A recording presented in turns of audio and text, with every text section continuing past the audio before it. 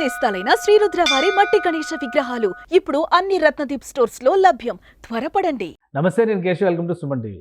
ఆంధ్రప్రదేశ్ ఉప ముఖ్యమంత్రి పవన్ కళ్యాణ్ విరాళాల విషయంలో తీసుకున్న విషయం ఇప్పుడు ప్రతి ఒక్కరిని గుండెకి తడుతున్నటువంటి పరిస్థితి. అలానే జాతీయ మీడియాలో కూడా ప్రముఖ కథనంగా ప్రచురిస్తున్నారు. మరోవైపు నుంచి చూస్తే పవన్ కళ్యాణ్ తీసుకున్న నిర్ణయం అదే బాటలో నడిచేటువంటి ప్రయత్నం జన సైనికుల్లో కూడా కొత్త జోష్ తీసుకొస్తుంది. ఈ అంశంపైన మనతో మాట్లాడడానికి జనసేన పార్టీ అధికార ప్రతినిధి రజనీ గారు. రజనీ గారు, నమస్కారం. నమస్తే అండి. రజనీ గారు, ఏంటి పవన్ కళ్యాణ్ గారు తీసుకున్నటువంటి నిర్ణయం? అధికారంలో ఉండి కూడా పెద్ద మొత్తంలో విరాళాలు ఇవ్వాలి, అలానే ఆదుకునేటువంటి క్రమంలో ఎంత చేసినా సరిపోదు అనేటువంటి మాటలు ఏ విధంగా చూడాలి? ముఖ్యంగా ఏదైతే ఆయన ఉదార స్వభావం రాజకీయాల్లో లేనప్పటి నుంచి మీ అందరికీ తెలిసిందే. ఇవాళ ప్రత్యేకించి మనం ఆయన్ని కొత్త కోణంలో చూసిందేమీ కాదు.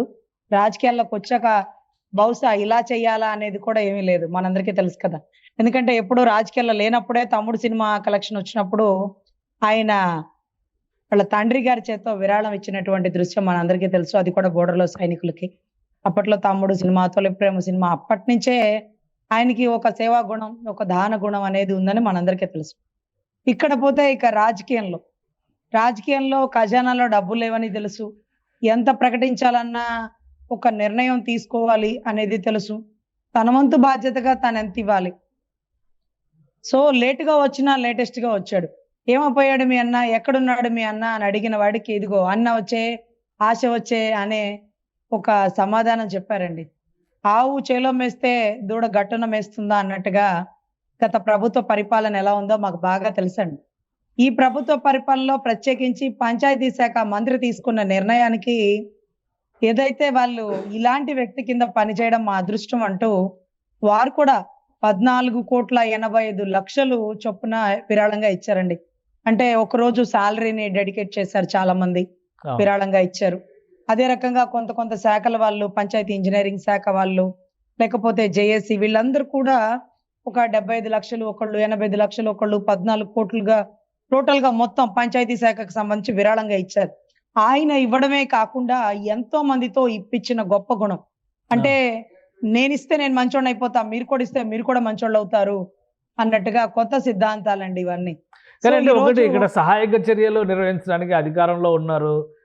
ప్రభుత్వ ఖజానా నుంచి కేటాయించవచ్చు, కేంద్ర సాయం ద్వారా చేయొచ్చు. కానీ వ్యక్తిగతంగా ఇంత పెద్ద విరాళాలు ఇవ్వడం వెనక ఏంటి? ప్లస్ ఆయన ఇచ్చిన దాంతో పాటు చూస్తే కనుక మెగా ఫ్యామిలీ నుంచే దాదాపు 8 కోట్ల పైగా విరాళాలు వచ్చినట్టు కనిపిస్తుంది. ఆయన గుణం సార్. ఆయన ఒక రాజకీయంగా లేకపోయినా ఆయన ఇచ్చేస్తాడు. ఈ రోజు పదవి వచ్చాక అన్నా నీ చేతి డబ్బు తీయకూడదన్నా, ఖజానా డబ్బు తీయన్నా అంటే ఖజానాలో ఏముందిలేమ్మా, జీతం తీసుకునే పరిస్థితి కూడా లేదు, బ్లీచింగ్లకే డబ్బులు లేదు. ఈరోజు నేను పనిచేస్తున్న పంచాయతీ శాఖ మంత్రిగా ఉన్నాను కాబట్టి 400 మండలాలు ముప్పు ప్రాంతాలుగా గుర్తించారండి, 400 గ్రామాలు. సో ఆ 400 గ్రామానికి చొప్పున ₹1,00,000 విరాళంగా ప్రకటించారు. అక్కడ ఒక 4 కోట్లు, ఆల్ ఓవర్ గా తెలంగాణకి 1 కోటి, ఆంధ్రాకి 1 కోటి, మొత్తంగా 6 crores అండి. 6 కోట్లు ఇచ్చిన 6 అడుగుల బుల్లెట్ ఈ రోజు ఆంధ్ర రాజకీయాల్లో కొమరం పులిలాగా కనపడుతుందండి. ఎంతో మందికి ఆదర్శప్రాయం. వీటన్నిటికంటే మించి మొరిగిన చాలా మంది ఉన్నారు కేశవ్ గారు. అంటే మొదటి 3 రోజులు కనపడలేదు అనేది పెద్ద విమర్శ చేశారు. రోజా గారు అయితే, మాజీ మంత్రి రోజా గారు అయితే చాలా ఘాటుగా విమర్శించారు. హనీమూన్ ట్రిప్లో ఉన్నారా, ఇట్లాంటి మా పదాలు కూడా ఉపయోగించారు. అది మరి ఆమె స్థాయికి తగిన పదమా కాదా అనేది ఆమె డిసైడ్ చేసుకోవాలి. ఏం చెప్తారు మీరు? సార్, ఆమె అసెంబ్లీ గేట్ బయట నన్ను రేప్ చేస్తారా రండి చేయండి అని స్టేట్మెంట్ ఇచ్చిన ఆవిడ. సో ఆవిడ గురించి మనం మాట్లాడుకుంటే మన స్థాయిని మనం తగ్గించుకున్నట్టు అవుతుందండి. మరోవర్ 2 రోజులేమో అరౌండ్ 2 రోజులు అన్నయ్య అందుబాటులో లేనని కారణంగా మీడియా ముందుకు వచ్చేసినటువంటి చాలా మంది. ఆయన అందుబాటులోనే ఉన్నాడు, కానీ ఆయన బయటకు వచ్చి ఏం మాట్లాడతాడా అంటూ మీడియా మొత్తం ఆయన్నే ఫోకస్ చేయడం బిగించేసింది. అక్కడ వరద ముప్పు ప్రదేశాలు కానీ, కావాల్సినటువంటి సహాయ చర్యలు కానీ, ఇప్పుడు కన్నయ్య నాయుడు గారు ఉన్నారండి, ఆయనతో మనకి అవసరం. విజనరీ ఉన్న చంద్రబాబు గారు ఉన్నారండి. ఈ రోజు ఆయన క్లీన్ గా వైజాగ్ ని చేయగలిగారు ఉదు తుఫాన్ తర్వాత. సో ఆయన విజనరీ అవసరం అండి. ఈ రోజు అధికారం ఉండేవాడు, లేకపోతే తోటి స్థాయి మంత్రులు అచ్చెన్నాయుడు గారు ఎలాగో, రామ్మోహన్ నాయుడు గారు ఎలాగో, పవన్ కళ్యాణ్ గారు కూడా అలాగే ఒక శాఖకు సంబంధించిన ఒక మంత్రివర్యులండి. సో మనకి పవన్ కళ్యాణ్ గారు ఎక్కువ అవ్వచ్చు, కానీ సీఎంకి డిప్యూటీ సీఎం ఈ పదవుల రీత్యా ఎవరు చేయాల్సిన పని వారు చేయనివ్వండి. వారు బోట్లో వెళ్ళారు, వారు 1:30కున్నారు. మీ నాయకుడు నిద్రపోతున్న అధికారులను నిద్రలేపి వారిని చైతన్యవంతంగా మార్చాడా అనేది ఆయనకి తెలుసు. ఈరోజు ఆయన గురించి మాట్లాడేస్తా ఈ రోజక్క ఎంత విరాళం ఇచ్చిందని మేము అడుగుతున్నాం. తెల్లారు లెగిస్తే తెలంగాణలో తిరుగుతుంది, తెలంగాణలో ఇవ్వాల, నగిరిలో నిలువెత్తు ఇల్లు కట్టింది, మరి అక్కడ ఇవ్వాల. మాటకి ముందు మాట్లాడుతుంది ఆయన ఏం చేశారు, ఆయన ఎప్పుడు వస్తారు, ఆయన వచ్చారు, ఆయన రావడం కొన్ని కోట్లు విరాళంగా తీసుకొచ్చారు. ఎంతో మంది సినీ ప్రముఖులు ఇచ్చారు, అది వేరే విషయం. కానీ పంచాయతీ శాఖలో పనిచేసేవారు ఆయన్నే ఆదర్శంగా తీసుకొని 14,85,00,000 విరాళంగా ఇచ్చారు. ఆయన 6 కోట్లు ఇచ్చారు. ఇంకా కూడా భోజన సదుపాయాలు, వాటర్ బాటిల్స్, పాల ప్యాకెట్లు నిరంతరం ఇస్తూనే ఉన్నారు పంచాయతీ శాఖలో పనిచేసే ప్రతి ఒక్కరూ అండి. ఈవెన్ దో మా హస్బెండ్ కూడా ఒక పంచాయతీ సెక్రటరీ అండి. ఆయన కూడా నిన్నటి మొన్న ఆ మండలాలకు సంబంధించిన వాళ్ళందరూ ఒక 6,000 పులిహోర ప్యాకెట్లు, వాటర్ బాటిల్స్ ఇవన్నీ కూడా స్వయంగా ఇవ్వడం జరిగింది. మా శాఖ మంత్రి ఇంత ఇస్తున్నప్పుడు మరి మేమెంత ఇవ్వాలి, మా వంతు బాధ్యతగా అంటూ ప్రతి ఒక్కరు ముందుకొస్తుంటే ఆయన మాత్రమే చైతన్యవంతులు కాదు, ఆయన ఎంతో మందిని చైతన్యవంతులు చేసే వివేకానందులాగా మాకు కనిపిస్తారండి. రైట్. అంటే ఇప్పుడు రాష్ట్రంలో జరిగినటువంటి విపత్తు, దాని నుంచి తీసుకోవాల్సినటువంటి ఉపశమన చర్యలు ఒకవైపు, కానీ రాజకీయం ఎక్కువగా ఆంధ్రప్రదేశ్లో వినిపిస్తున్నట్టు ఉంది. ఏ పార్టీ పరంగా చూసినా కానీ ఇప్పుడు విమర్శ అనేది అధికారంలో ఉన్నటువంటి పార్టీ చేసినా, ప్రతిపక్షంలో ఉన్నటువంటి పార్టీ చేసినా కానీ అసలు విషయం డైవర్ట్ అయ్యేటువంటి అవకాశం ఉంటుంది. ఎందుకు పదే ఈ చర్చలే జరుగుతున్నాయి ఆంధ్రప్రదేశ్లో? రిహాబిలిటేషన్, రిలీఫ్ మెజర్స్ వీటి గురించి మాట్లాడకుండా ఈ చుట్టూ తిరగడానికి కారణం ఏంటి? సార్ ఇక్కడ అమ్మ పెట్టదు అడక్క తిన్నదని ఒక సామెత ఉంటుందండి. ఆయన వచ్చి ఏమి ఇవ్వడు, ఇచ్చే వాళ్ళని చెడగొడతాడు. ₹1,00,00,000 అనౌన్స్ చేశారు కదా, వైసీపీ వాళ్ళు కూడా ₹1,00,00,000 అనౌన్స్ చేశారు కదా సార్. ₹1,00,00,000 అనౌన్స్ చేసి ఆయన లండన్కి వెళ్ళిపోతే ఈ ₹1,00,00,000 ఎవరు కట్టాలి సార్? చెక్ ఇవ్వలేదు సార్. 175 మంది ఎమ్మెల్యేలు చందాలు వేసుకుంటున్నారు. ఇంకా కూడిక అవలా, అయ్యాక అంతా కూడాక అప్పుడు కూడిక సమావేశం ఎమ్మెల్యేలు ఎక్కడున్నారు ఇప్పుడు? వైఎస్ఆర్సీపీ ఎమ్మెల్యేలా అందరు ఎమ్మెల్యేలు కలిపి చెప్తున్నారా మీరు?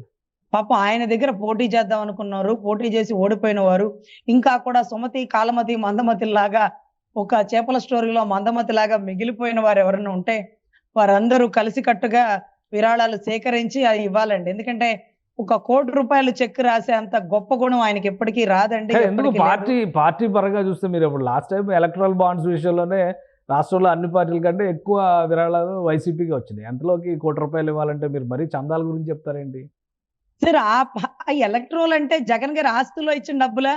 అది కూడా విరాళంగా ఇచ్చినవే కదా, మీకు తెలుసు కదా. విరాళంగా వైజాగ్ కు సంబంధించిన ఎంపీ కిడ్నాప్ చేస్తే 22A ఉండే అతని భూమిని వెలికి తీస్తే అతను ఎన్ని కోట్లు ఇవ్వాల్సి వచ్చినాయి? విడుదల రజనీ గారు సీట్ ఇవ్వడం కోసం ఎన్ని కోట్లు దండుకున్నారంటూ అక్కడ ఒక వ్యక్తి అభియోగాలు చేశారు. అవి ఆరోపణల ఆధారాల కూడికతో మాట్లాడా? సో ఇవన్నీ కూడా సార్ ఆయనకి విరాళాలు ఇవ్వాల్సి వచ్చింది. రఘురామకృష్ణరాజు గారు కూడా ఎన్నోసార్లు స్టేట్మెంట్ ఇచ్చారు, ఆయన పాదయాత్ర చేసేటప్పుడు మేం విరాళాలు ఇవ్వాల్సి వచ్చింది అని.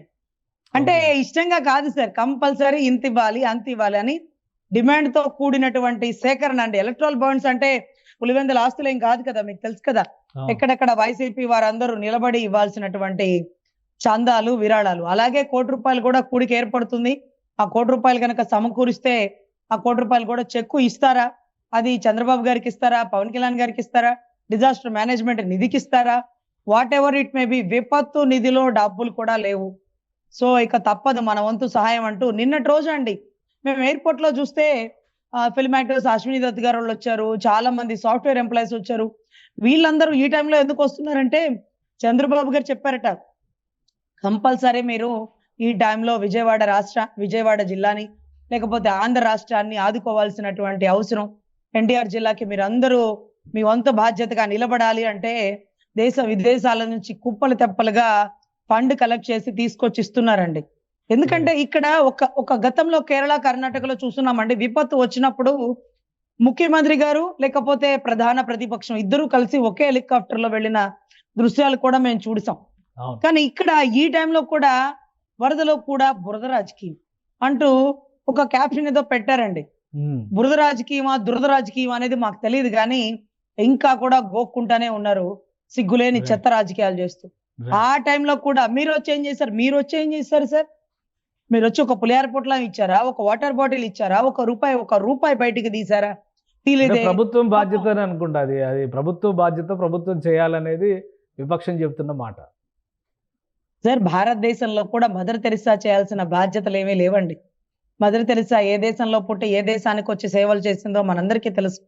నీ వంతు సహాయంగా నువ్వెంత చేసావు, మేము సైతం అంటూ ప్రతి ఒక్కరు ముందుకు రావాలి. నా ఒక్కడి వల్ల కావటం లేదు, నేను ఎంత కష్టపడినా అందరికీ భోజన సదుపాయాలు అందించలేకపోతున్నాను అంటూ చంద్రబాబు గారు ఓపెన్ స్టేట్మెంట్ ఇచ్చాక కూడా ప్రభుత్వమే చేయాలి.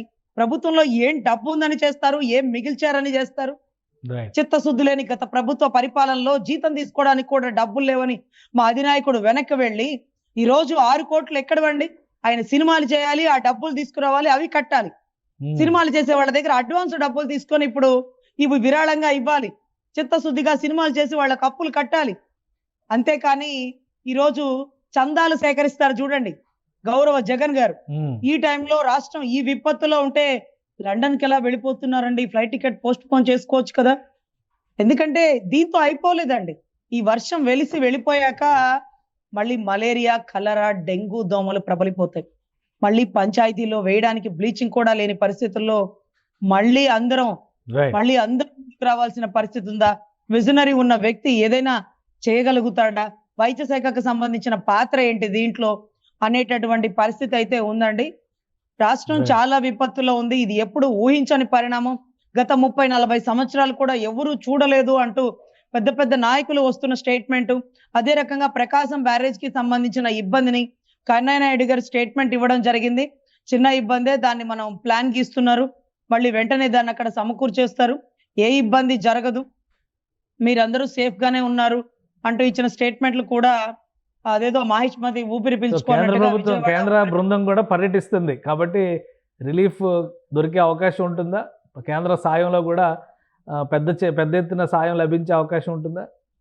100% అండి. సుజనా చౌదరి గారు అక్కడ విజయవాడ వెస్ట్ కు సంబంధించి గెలిచిన వ్యక్తి.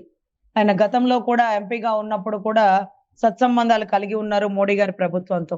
ఆయన పబ్లిసిటీ కోసం మోడీ గారే దిగి వచ్చి విజయవాడలో ప్రచారంలో ఉన్నారు, మీరు చూస్తున్నారు. అంత గొప్ప వ్యక్తికి ఆ సత్సంబంధాలని ఈ రోజు మేము స్వయంగా సుజనా చౌదరి గారిని మీడియా ముఖంగా అడుగుతున్నాం. ఈ రోజు మీకుండేటటువంటి రిలేషన్స్, సెంట్రల్ నుంచి రావాల్సినటువంటి ఫండ్ రిలీజ్ చేయడంలోను, తర్వాత సెంట్రల్ ఆదుకోవాల్సిన ఆవశ్యకత కీలకంగా ఉంది ఇటువంటి గడ్డు కాలంలో. వీటన్నిటినీ మీ ద్వారా మీడియా ముఖంగా మీరు అమిత్ షా గారికి, మోడీ గారికి అందజేయాలి ఈ వార్తా సమాచారం. ఈ పరిస్థితిని సెంట్రల్ కూడా సహాయ సహకారాలు అందించాలి తన వంతు సహాయంగా అంటూ మేమందరం కోరుకుంటున్నామండి. 100% సెంట్రల్ సహాయం ఉంటుంది. ఎందుకంటే అక్కడ గెలిచిన వ్యక్తి బీజేపీ సభ్యుడు. అదే రకంగా కూటమిలో కూడా బీజేపీ ఉంది కాబట్టి బీజేపీ తన వంతు బాధ్యతగా ఈ కష్టకాలంలో ఆంధ్ర రాష్ట్రాన్ని మరొక్కసారి ఆదుకోవాలని వినతి పూర్వకంగా కోరుకుంటున్నాం. రైట్, థ్యాంక్ యూ రజనీ గారు, మీ అభిప్రాయాలు తెలియజేసినందుకు. ఆంధ్రప్రదేశ్లో వచ్చినటువంటి విపత్తుని దృష్టిలో పెట్టుకొని చూస్తే ప్రతి ఒక్కరు కూడా మానవతా హృదయంతో స్పందించాల్సినటువంటి అవసరం ఉందని రజనీ గారు విశ్లేషిస్తున్నారు. అదేవిధంగా జనసేన పార్టీ అధినేత, రాష్ట్ర ఉప ముఖ్యమంత్రి పవన్ కళ్యాణ్ ఆయన సెట్ చేసినటువంటి ఒక ఉదాహరణని ప్రతి ఒక్కరూ ఇన్స్పిరేషన్గా తీసుకోవాలి. కానీ రాజకీయాల పేరుతో ఇలాంటి సందర్భాల్లో కూడా తప్పుడు ప్రచారాలు చేయడం అనేది క్షమించరాని నేరంగా ఆమె విశ్లేషిస్తున్నారు. ఇది special discussion. Keep watching. Suman టీవీలో మీ పర్సనల్ అండ్ బిజినెస్ ప్రమోషన్స్ కోసం కింది నెంబర్కి కాంటాక్ట్ చేయండి.